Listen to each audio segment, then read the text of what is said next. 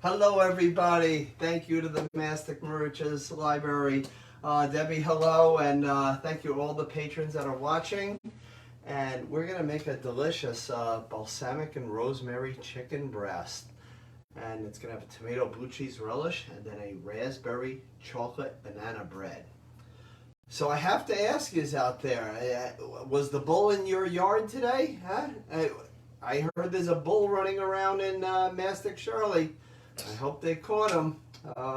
Please let me know how that is going. I'm sure somebody there has some information. Maybe he's in the library. I don't know. That's probably why we're doing it virtually. Emily said hello. Hi, Emily. How are you? All right, everybody. So I am just going to turn on my grill right here. I'm going to turn it on a pretty high temperature. And I'm going to make the marinade first for the chicken. Kelly said no bull here. No bull here, huh? Okay, you're lucky. That's good. That's a good thing, right? So a little bit of fresh garlic. It's like 3 tablespoons. So I have actually 5 small cloves. So I am just going to chop this up and actually just kind of give it little slices to it. I'm just going to throw this right into the bowl. So I hope everybody is doing well at the Mastic Merchants Library. And in the fall, we should be back in person there, everybody. So old times are coming back, right? Some extra virgin olive oil. So if you were making about 4 to 6 pieces of chicken, you would put about a half a cup of extra virgin olive oil in here. And then about 3/4 of a cup of balsamic vinegar. Okay, and of course just use the brand that you really like. Okay, there's different qualities, different tastes out there, so use what you like. I'm going to use a little bit of kosher salt and black pepper in here. Kelly X, what are you making? I am making a balsamic and rosemary grilled chicken with a tomato blue cheese relish. What are you making for dinner, Kelly? And Debbie X said hi, chef. Hello, Debbie. How are you? She called me chef. She always calls me Rob. Wow. A little bit of honey, about 1 tablespoon of honey in here. It just kind of really glazes the chicken really nicely. Okay. Some rosemary. You could put up to a 1/4 cup of fresh rosemary. Kelly said we had tacos. You got tacos. I know why. You know why, Chris? Why? What's today? Taco Tuesday? There you go. Yep. Taco Tuesday. So I'm just going to take this rosemary right off the little stem here. Okay. Now I do get the questions, what can you use instead of rosemary if you're not a rosemary fan? And the answer is usually nothing, because rosemary is in a league by its own. It's got a very woodsy type of scent to it. So I usually say just leave it out then. If you had to go into another herb, I would say go with maybe a fresh thyme, okay, because it has a little lemony scent to it. Okay, and that would be good. But rosemary, the best for it. But I think I had somebody the other night that was allergic to rosemary. That was the first I ever heard. You remember that one, Chris, or you don't? I don't remember. Oh, yeah? Okay. Well, yeah, we did this class a couple weeks ago, and somebody was allergic to it. Susan said, I made this last week and it was good. Better the second day. I don't have a grill, so I baked it. That is fine. You make do. You could throw this on the barbecue outside if you got a little panini grill or something like that inside. Sear it in a pan, put it in the broiler, put it in the oven. It has the flavors. Emily said I dried a lot of rosemary yesterday. You did, huh? I'm calling you Rosemary. You did rosemary? You did that with Emily? And Debbie said I had a prosciutto, provolone, and fig jam panini. Well, that sounds pretty good. Wow, you know, Debbie, I've done this class a lot of times already, so I would have swapped that out with you today. Emily said I love rosemary on my peas. Rosemary is just great, absolutely great. So give this a good chop, okay, the fresh rosemary. You can have a rosemary bush, and you know, if you have it, just in the winter, of course, you got to bring it inside. get fresh rosemary all year long. So let's just put that right in the marinade. And now some lemon zest. Lemon zest in there goes really, really well. And I feel the grill getting really nice and hot right now. Are you feeling it, Chris? Yep, I'm feeling it. So let me just zest in here 1 lemon. So it's about 2 tablespoons. And usually you got to use pretty much the full lemon. Okay. Always wash it and then just kind of paper towel dry it. Just to make sure you get anything off. Because it gets handled a lot. And you want to, especially nowadays, you want to be really careful. And then you just kind of tap it on here and get everything off right into the marinade. Now typically you would take this chicken and let it marinate 2 to 3 hours, okay? And that will give it the best flavor. But since you guys don't want to hang with me 2 to 3 hours, I'm just going to marinate it for a couple of minutes. It's still going to have a nice, good flavor, but 2 to 3 hours, it will definitely be much more, okay? Okay, got all that lemon zest in there. And now, this is a preference if you like just a little bit of heat. Just take a little pinch of the red pepper flakes and just drop them right in there.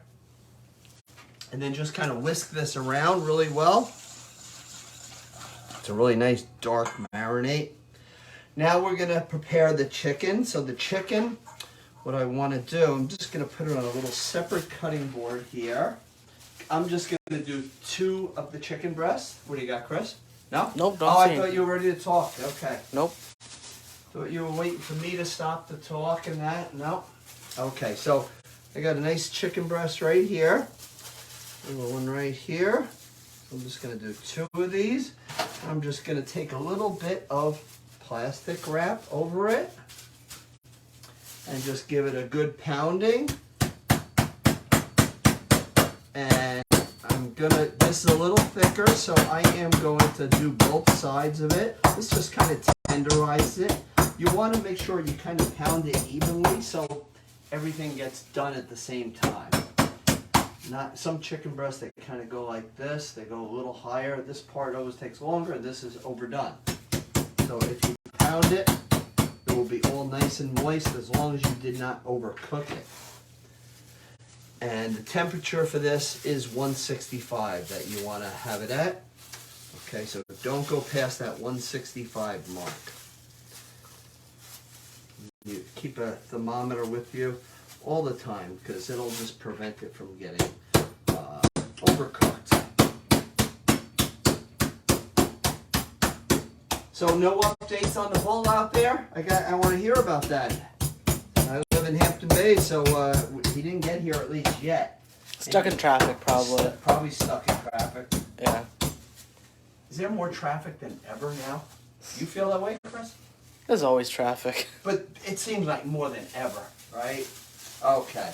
So let me just get rid of this plastic here. Throw that right out. Just going to take this whisk. I don't need this anymore. Put that in my bucket. And now just take the chicken breast just like this. Toss it around really good in here.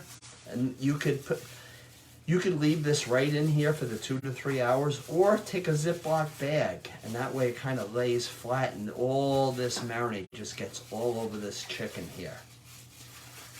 So Chris, this is going to sizzle in a second. Now, just kind of let it drip a little bit dry. Okay, you can even pat it if you wanted to. Okay, put that right on there. I am just going to do the one side of the grill. That way it makes for easy cleanup. Just cleaning one side of the grill. Now get rid of this cutting board because you don't want chicken on anything else that you have used. And the pounder, get that out of here. Okay, so while the chicken is cooking, let's make a tomato blue cheese relish. Now I know from going to the Master Commercials Library that everybody does not like blue cheese. So you always have to have an alternative. Feta cheese, goat cheese, or fresh mozzarella, you just change it to. Okay, and it will work really, really well. The chicken, you're going to let this on here for about 6 minutes each side, but it depends on how how thick it is. I did mine a little thinner, so we'll be able to move it along just a little bit, okay? But it's going to have a great flavor. So typically you would want to use 2 nice beef steak tomatoes. Just take this little stem out, okay? These are a little smaller, so you could use 3 if you wanted to. Yeah, use 3. This relish here was from one of the first libraries that I ever did on my menu. I can't remember the other things I did with it. Oh, the one was the strawberries Romanoff that we did the other night. I did this blue cheese relish, and I probably did maybe a chicken with it or something because it just goes together really, really good. So just give this a nice chop, okay? It can be a little chunky. If anybody out there has any questions or comments, please let me know. I hope everybody's going back into the library, getting some books and doing some programs, doing some in-house and virtual programs. And if you have children or grandchildren at the Master Merchants Library, I have a lot of grab-and-go kits there, so always check with the children's department, okay? But you do have to be a child, okay? Okay, so I am just going to take these tomatoes, got the nice local ones, put them right in here. I want to keep an eye on the chicken. I don't want it to get away from me. Getting away from me means like having it overcooked, getting burnt, okay? Look at the nice coloring on here. It's really flavorful and has a really nice coloring on here. Just gonna leave this on the side. Gonna put in some fresh Italian parsley. About a 1/4 cup. And you have to make the raspberry chocolate banana bread. You will absolutely love it. If you're not a raspberry lover, blueberries or strawberries would work just perfectly. Think about it. Chocolate, banana, strawberries or blueberries, it all goes together.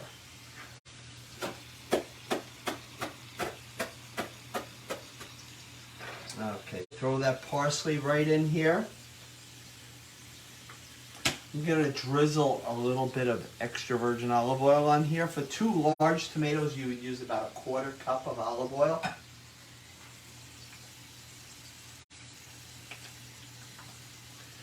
Going to put some salt and pepper in here, a little kosher salt, a little black pepper. And it never hurt to sprinkle a little kosher salt right on the outside of the chicken either. A little black pepper back in here. Now I want the juice of a 1/2 of a lemon. And that really does give it nice flavor in here, the juice of a 1/2 lemon. Fresh lemon, not the jarred lemon, the little bottle. Just squeeze that right in here. Look how much juice comes out of there. Thank you, Chris. You're welcome. I'm just going to mix this around just a little bit. And this is where you decide on what type of cheese you want to put in here. And I am going to use some crumbled blue cheese. About 1/3 of a cup is perfect amount. But if you like your cheese, you put in more. If you want just a hint of it, you do more tomatoes. Okay, so let's just put this crumbled blue cheese right in here. And now just give this a little stir. And I can't tell you, this simple little relish has so much flavor in here. And if you could let it sit just for a little while, it will get so much flavor just by all the flavors kind of blending together. If you wanted to add to this some fresh basil, that would be great in here too. Okay, fresh basil with the blue cheese, really, really good. You smell that chicken, Chris? Nope, smells good. Is that what you having for dinner or what? Yeah, I'll have that for dinner. All right, sounds good. So while we're going to let this chicken cook, all right, typically about, again, 6 minutes each side. This is going to cook a little quicker, so I'll show you how to garnish that plate in just a little bit. So let's slide over to the raspberry banana chocolate chip bread. Okay, I'm going to get rid of this. Oh. No questions out there, Chris? Nope, don't see anything. Okay. Everybody, we're going to take 1 stick room temperature butter. I'll tell you what, when you have the grill right next to the butter, this gets at room temperature in a hurry. So let me just open this up. Room temperature means just kind of put a little dent in it, and it should be like that. It should not be melted, okay? If you melt it and put it in here, you're going to have a whole different bread, the consistency, okay? So just drop that right in here. Now we want 3/4 of a cup of brown sugar. You want to make sure the brown sugar is packed. Okay, just like that. So there's our half. And there's our 1/4, so we have 3/4. And now we have to put this on a medium speed, and we actually have to beat it for about 3 minutes, okay? And then we're going to add in the eggs one at a time, a little vanilla, and then a little bit of yogurt. I just want to check on the chicken. How'd you know, Chris, I was going to check on this chicken? I could tell. I think you've been working with me too long, huh? I know. Okay, so we're just going to turn this on for 3 minutes. While I'm doing this, I'm going to tell you some of the things about the schedule, what's coming up, what we're doing, okay? So here we go. Let's mix this up really well. All right, so I have 7:17. I don't think that's the right time, but It is. as long as it's 3 minutes, that's all that matters, right? Okay, so tomorrow, anybody wants to get the Zoom, if you have children, grandchildren, teens, even adults, at the Gleason Public Library in Massachusetts, we are doing a shark cake. It is where you decorate a nice big cake, and you put gummy sharks, you put graham cracker crumbs for the sand, all different things, rock candies, and we're gonna decorate, okay? And that is at the Gleason Public Library at 7 o'clock tomorrow. And then let's see, Thursday, the one at Central Islip was canceled, so we're gonna go on to Friday. The Otis Public Library, we're making dog treats. Yes, Debbie, I make dog treats. So we're making pumpkin cinnamon dog treats and banana sweet potato dog treats. And that, check with them. What is it? What is that on, Chris? I forget. It's not on Facebook. It's not on Zoom. It is on Instagram. Instagram. Thank you. Yeah, I'm not up on that stuff, Chris. You are. And then at the Hillside Public Library at 4:30. We are doing a barbecue themed class. It is grilled chicken tenders, and we're making 3 different type dips. And then we're gonna do a s'mores that you just kind of fold into aluminum foil and put it on the barbecue, and it all just kind of melts. So Chris looked at me like, really? We're doing that one? And then the same night on Friday, we have a busy Friday night. That's why we're off Thursday, Chris. I know. We gotta rest. We gotta rest up. Of course, yep. And then 7 o'clock, the Port Jefferson Free Library, and we will be making a penne with a shrimp basil cream sauce, and we will have another dish on there as well. Saturday, the East Islip Public Library, a superhero for the Comic-Con decorating class. Okay, so we got some children, teens, even you adults. I know you adults get into that too. And that's 3 o'clock on Zoom. So this is just about feed all the way through. Just turning this one side off here. Now what we're going to start doing is adding 1 egg at a time. And at this point, you would turn on your oven to 350, so that way it is ready to go right into the oven. Just get the egg incorporated in here.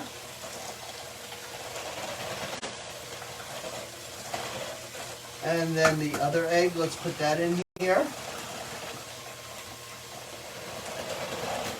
And we're gonna stop in a minute. We'll take a commercial break, Chris. What do you think? Oh yes, of course. Now we're gonna go back to the chicken because I see the chicken. It is just about ready. So we will go over this in just a little bit and tell you everything that is in there. Okay. So I am gonna take this chicken right here. Yeah, I can feel that. That's beautiful. Just like that. So it's nice and hot. Let it sit like 5 minutes so the juices stay inside of it. Okay, that would be really a great thing to do. I'm going to put this one right here on the side. And then you would take that tomato blue cheese relish and just, I like to just serve it right next to the side of it. A little piece of corn on the cob would be just great, and this is a summer dish. Does this interest you, Debbie? Just like that. You know, a little toasted bread over there, right? You could put a little of the relish right on some baguette or something like that. That would be great. Okay.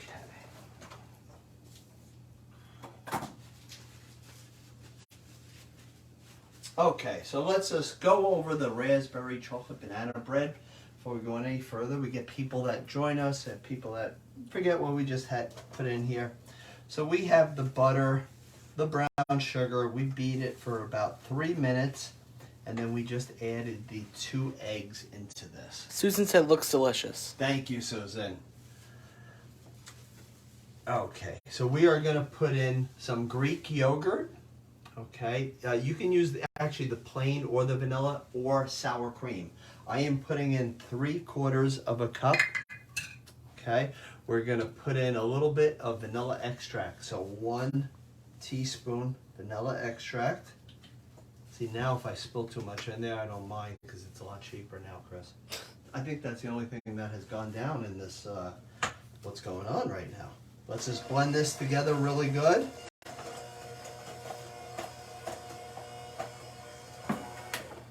Okay. We want to take about 2 bananas. If you added a third, it would be just fine. You want about 2 cups. These are pretty large bananas, so it will be just right there. If you got them like this, that's the way to get them. Okay, that's perfect like that. And now with all the humidity, boy, that they turn like that really quick. So I'm just going to take this banana, just kind of break it up with my hand, and then we're just going to add it right into the wet mixture. When you put this in the oven, you're going to put it towards the lower rack. You're going to put a sheet of aluminum foil on the rack above, and it will take about an hour to 65 minutes. Okay, put the old toothpick in it. If it comes out clean, it is done. Okay. So just kind of smash this the best you can. Now add this into the wet ingredients. And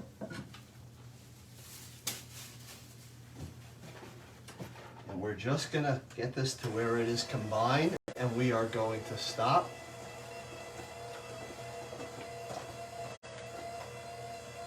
Or actually I should say up to about 1 minute just to get it really combined. Go up against the side of the bowl here, get everything down so it's all incorporated.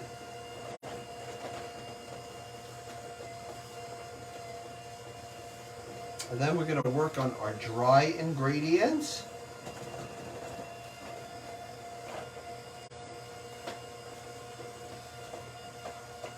That is good, just like that. So we're going to leave this to the side for right now. Just going to take this vanilla out of the way, the yogurt.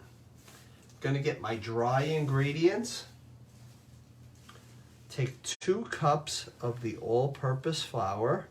Make sure it's nice and level, just like that. So 2 cups.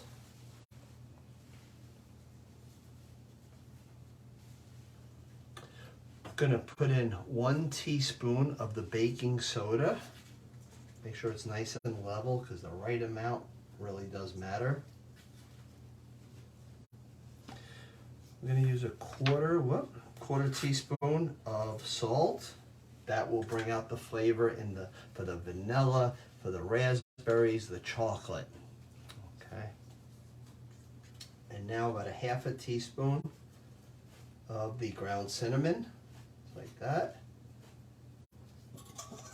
Make sure you mix that up really well.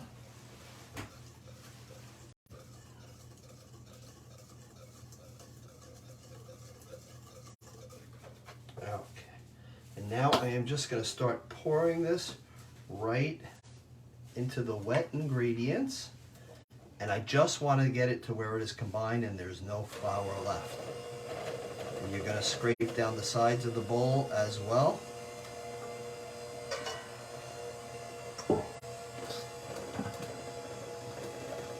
Okay, just bring that flour down, just like that. Make sure you have that oven preheated to 350. Make sure you wash those raspberries really good. Very important.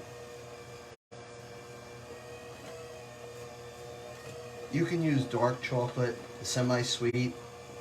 Either one of those I suggest would work good. Dark chocolate, this would be really good if you're a dark chocolate lover. You should do something with white chocolate. I did something at the libraries many years ago. Wasn't for me though. I did. This is when the groups were smaller, and then they got really crazy, and you learn what you can do and what you can't do. I did white chocolate dipped strawberries, and I made a citrus sugar. And so it was the zest of the lime, orange, and lemons, and mixed it with white sugar and dipped it in there. Do you remember those, Chris, or no? I don't think so. I probably wasn't there. No, you might have been there, but I would have given you one. I would have saved you one. So we have our batter all done here. So what we want to do is fold in the chocolate chips and the raspberries. 3/4 of a cup of chocolate chips. So I'm just going to take these beaters out because I don't want to overmix it now. I just want to start folding this in.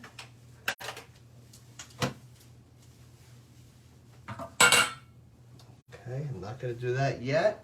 I am just going to get a bowl right here. So you want about 1 cup of the fresh raspberries, or if you are using frozen, just don't defrost them, otherwise they'll just kind of bleed, okay, throughout. So about 1 cup. These are really good looking. Want to zoom in on that? Those are good. Yeah, some people have the fresh bushes, you know, with raspberries in their yard. I bet you Emily has one. Put a little bit of flour, toss it in just a little bit of flour, about a tablespoon. And what that will do is it'll prevent the berries from sinking in the bread, okay? Sometimes they won't sink on their own, but you can always play it safe if you want. So we have our chocolate chips, our raspberries, and then our banana batter. Let's fold this in gently. You just want to get it to where it is combined. If you overmix the batter, and this is with every bread, you toughen the batter and you're going to have a tough tasting bread texture-wise. Just want to go from the bottom, kind of flip it over like that. Make sure those chocolate chips get around. Chocolate and raspberry, so good.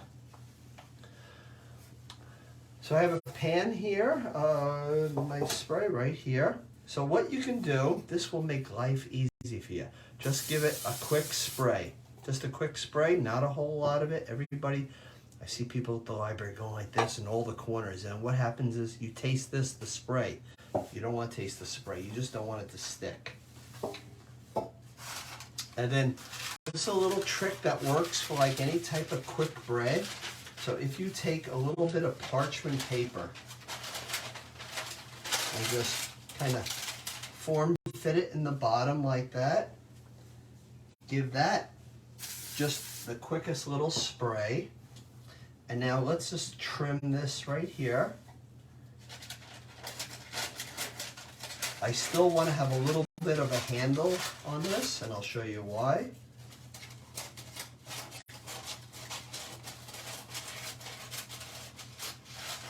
Whoop. Taking it out, Chris. Okay, pop that right down in here. And then just take this batter and just spoon it right into here. Have your oven on the 350. Check it in about 1 hour. Make sure you have that piece of aluminum foil on the rack above. It will prevent it from getting too dark. And it'll still have, because this bread should be on the softer side. Because it is really a banana bread with all the different berries and chocolate in here. See, this is something we couldn't do at the library. The reason is, we could do banana bread, but we can never do it with all the chocolate and the raspberries of, the way the prices are and anything like that. So, some of this virtual, everybody gets to learn different things. There it is. Now we're just going to smooth this out.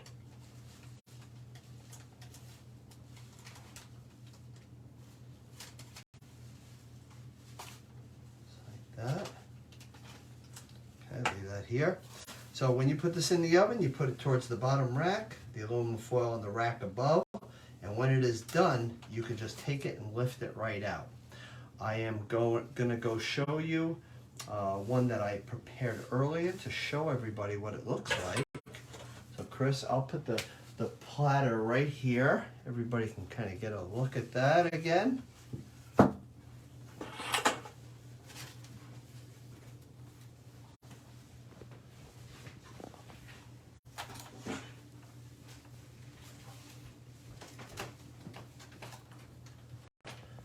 So this is our one that we prepared earlier today. Not that early, I did it about an hour and a half ago. So it's still a little bit on the warm side. So I'm going to show you just how easy this is. Kind of put your fingers right on here after it's cooled, and then just kind of lift this right out. And of course you can just tilt it a little, go like that. And then why not garnish it with some fresh berries on the side of the plate. This is really good for the morning, good for tonight at 9 o'clock or so.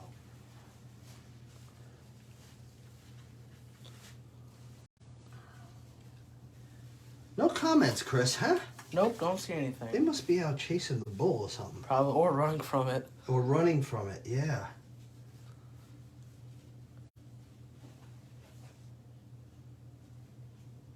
Let's hold this up just like this.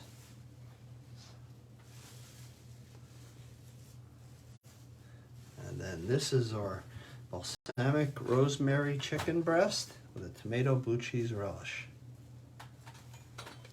And this one is ready to go right in the oven. So please, if anybody out there has any questions, comments, please let us know. Go ahead, Chris. Susan asks, can you please repeat how to make the bread pan before baking? How to say that again, Chris? How to make it before baking? The pan. Yes. The pan, just give it a quick spray. You're using like a 9x5 loaf pan, okay, or a little butter from the old wrapper. Okay, I guess I got rid of it. You can rub that on there, and then take a piece of parchment paper. This is only if you want to do it this way. If you just put it in the pan with a little spray, it's going to come out and it'll be fine. But this, it just kind of lifts right out, and then you don't have all that scrubbing in the corners of this pan. And she asks how full to make it. How full to make the pan? If you have a 9x5 loaf pan, this is exactly how it's going to be. It's a little more than 3/4 to the top. It's going to get high, but it's not going to go over. You could see how it was. You saw how it was in this pan, and now you could see how easy this pan is going to be to clean by having that in there. Emily said everything looks yummy. Thank you, Emily. And Tom asks, where was the bowl located? The bowl? I don't think it was found yet. It was in Mastic, surely. Anybody out there with any information? Yeah, not sure. You want to put on News 12, Chris, and we'll all go sit over there. We'll Yeah, listen to the sure. highlights. Sure. It's as local news gets, right? So everybody, Debbie, thank you for having me. I think we have one more virtual, and then we're hopefully in person, right? And everybody, check out for the menu coming up next. This Monday night, I'm doing my summer camp. It's on my Facebook page, and I'm gonna do tomato, basil, mozzarella, tomatoes, stuffed tomatoes, and then we're also doing a banana cream pie milkshake. So it's great for kids, teens, adults, families, all. And that'll be week 5 of our summer camp out of 8 weeks. Okay? So everybody have a great night. Enjoy the rest of summer. It's moving like that, right? So go out. It's still nice out. Have a nice walk. Everybody, thank you again. Thank you. Bye-bye, everybody.